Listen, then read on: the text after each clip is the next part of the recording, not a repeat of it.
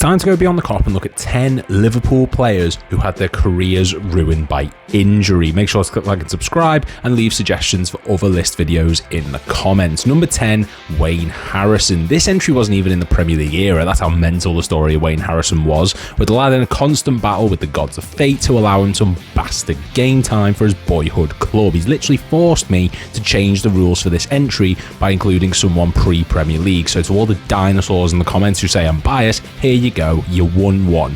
Back in 1984, Liverpool faced Oldham Athletic in the FA Youth Cup, a match which saw a young Wayne Harrison score twice against us, prompting then manager Joe Fagan to place a bid of £250,000 for the exciting prospect, making him the most expensive 17-year-old footballer of all time. And sadly, that's as good as the time of the Reds got. Following the move, he was absolutely riddled with injuries, which included him falling through a greenhouse and almost dying from blood loss, and suffering an irreplaceable knee injury, which forced him to retire in 1991 at the age of just 23. Say what you want about the unfortunate fitness of other players on this list, but at least they got to play. Between 1985 and 1991, Harrison never played a single first-team match for Liverpool and sadly passed away on Christmas Day in 2013. An unfortunate end for someone who had all the potential in the world. Number 9, Naby Keita. There's going to be a lot of figures thrown around on this list because when people spend more time on treatment room table than they do actually playing the sport they are paid 8 lifetimes worth of money to play, it's hard to ignore the facts. Case in point, I present the evidence as to why Naby Keita is one of the worst signings of Liverpool's Premier League existence. After joining in the summer of 2017 but being held off until 2018, giving us a full year of extra anticipation, thanks for that, Naby Keita was thrust straight into the first team with his debut match against West Ham, giving us all the false narrative that he was going to be a top-level consistent starter. From then on, he featured for the Reds 129 times. Yeah, it's a fair number, until you realise he also missed, and honestly, I had to do a double take on this because it blew my mind, 122 matches through injury, almost the same amount that he actually played. About 49% of his 5-year spell with us was spent being turned into the opening scene from Robot Chicken in an effort to get him fit. I don't want to rip into people too much with injuries because honestly, it's not like they chose for it to happen. When he signed for 48 million with potential add-ons, seeing it rise to 59 million, only to then develop the solidity of a ginger nut that's been dropped in a cup of tea, it becomes inevitable that he's going to catch some strays. And honestly, speaking of, number 8, Alberto Akalani, trying to replace Xabi Alonso, one of the best midfielders of Liverpool's Premier League history, with Alberto Akalani, a man who was notoriously injured during his actual medical. It's like having your home repossessed, only to replace it with a cardboard box with a hole in the top. Now, honestly, if that cardboard box gets wet in the rain, it would still hold up better than Aquilani's legs did in a Liverpool shirt. Summer of 2009 was a hard time to be a Liverpool fan, and Aquilani's struggles with basic fitness exemplified that, with the £18 million signing joining the Reds in poor form after missing 215 days of action due to an ankle injury and never getting back to a high enough level to justify the transfer. He had flashes of what he was capable of, most notably in the Europa League, scoring against Atletico Madrid, but he was slow on the turn and always looked like he was struggling to keep up with the intensity of the league itself. I mean, of only one injury he's had, but it's one injury which had him playing so poor that even Roy Hodgson decided to get rid of him. And when you're not good enough for him, you need to have a long, hard look at your life decisions. Number 7, Danny Ings. I don't think many people looked at Danny Ings and thought he was our solution to the gaping hole left behind by Luis Suarez, which was only widened by the likes of Ricky Lambert and him, but Ings was a decent striker who'd shown his qualities while at Burnley, scoring 11 Premier League goals the season before. So when he joined on a free in the summer of 2015, there was a hope, ever so slight hope, that he could have something to contribute to the Reds' front line. And it looked that way from the start, scoring 3 goals in 4 matches against Norwich, Carlisle and Everton, the latter of which was Brendan Rodgers' last match in charge of the club. Oh, poor Carragher. Klopp arrived, but sadly, 2 days before Klopp's first match in charge, Ings suffered a tear on his cruciate ligament, putting him out of action for 211 days and missing 54 matches in the process. He returned on the final match of the season and spent the first few months of the 2016-17 campaign playing for the reserve team to gain fitness, only to then suffer a knee injury during our League Cup against Tottenham, which saw him miss a further 289 days and 41 matches in the process, during which time Salah and Mane had been signed to play alongside Firmino, and Ings found himself out of favour upon his return return in September of 2017. Number 6, Neil Mellor. Neil Mellor can claim a great number of things, scoring in that match against Olympiacos, scoring that goal against Arsenal, being the winner of the Steven Gerrard lookalike competition, accolades that can be put in any order of significance. You can decide which is top, but one thing he cannot claim to have had is a long career with the Reds. After working his way through the ranks at Liverpool and making his first team debut in the 02-03 season, it seemed that the sky was the limit for the now LFC TV presenter. That was until the footballing Grim Reaper decided there can only be one man with the perfect hairline in football and decided to let it be Steven Gerrard. He was loaned out to West Ham for game time, where he suffered a multitude of injuries which saw him outcast from the team under all 3 permanent managers that season.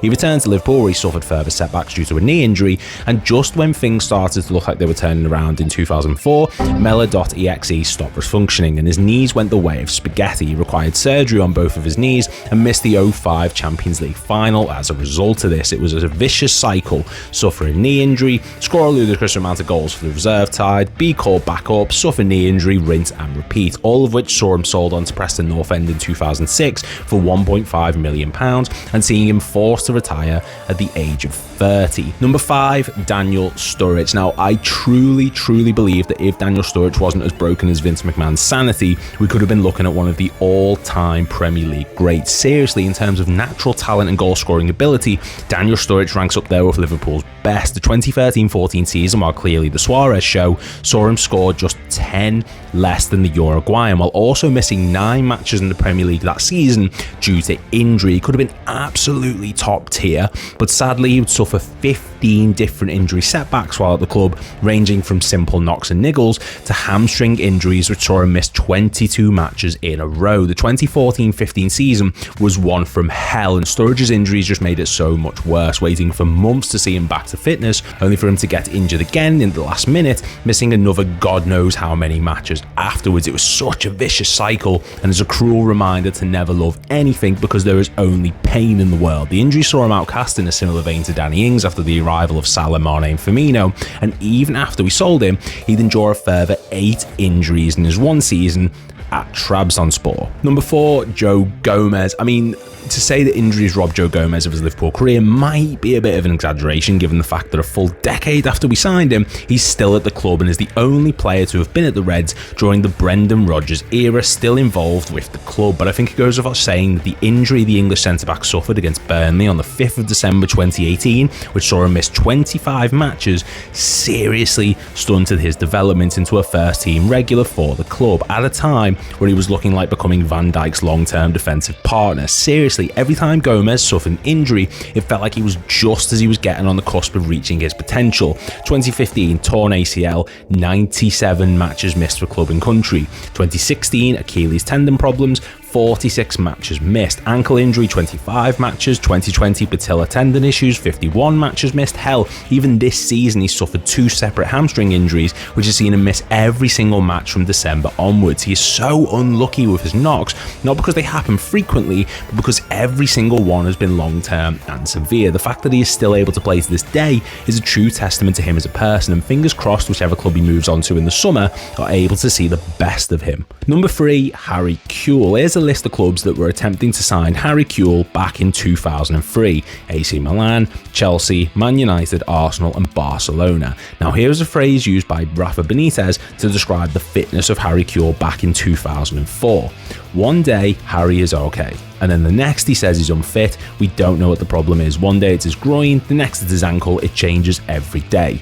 Now, of those 5 clubs mentioned, how many of them do you think are regretting not signing the Leeds United icon? If you said 0, good job, here's a cookie. There's no words to express the level of confusion and intrigue towards a man whose very injury problems won us the 2005 Champions League final when he sustained a long-term God knows what and had to be subbed off for Vladimir Šmicer. It got the point where fans actually suspected he was faking his injury problems and booed him when he came off the pitch. That's how ridiculous the whole saga was. He played the 04-05 season with an undiagnosed hernia, which majorly affected his performances that season, seeing him fail to score in the first 14 matches of the campaign. He had to be subbed off in the 2006 FA Cup final in the 48th minute after tearing his groin muscle. Jesus wept. And seeing him miss almost a year of football.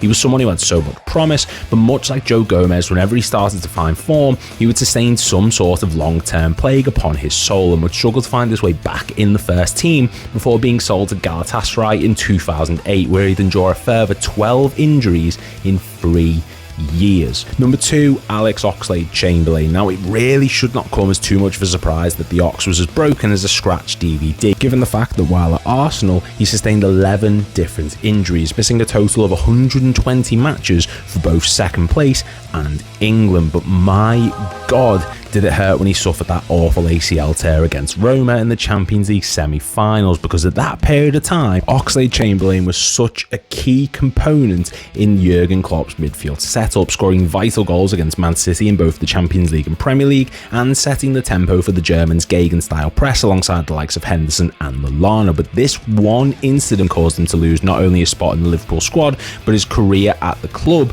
From then on, he struggled to maintain full fitness, suffering a further 7 injuries and missing a further 47 matches between 2019 and 2022. Even after the club gave him a 1-year contract extension following the serious injury against Roma, it just wasn't enough time for him to make his way back into the squad on a full-term basis. By that point, Fabinho was a dead cert to start, Henderson was captain and wasn't going to get him dropped anytime soon, and the likes of Mellor, Keita and Lallana were all competing against Ox for that starting spot, seeing him run down his contract before being released in 2023. Just a memory of what could have been. And number 1, Thiago Alcantara. There were other players I could have put here: Adam Lallana, Joel Matip, John Flanagan, Fabio Aurelio, all of whom were good players, and Flanagan was there as well, but none could compete with the level of frustration and despair brought upon this club by Thiago Alcantara, one of the most frustrating players to ever wear a Liverpool kit. Not because he was a bad player, far from it, but because he was one of the most technically gifted individuals we've ever had the privilege of seeing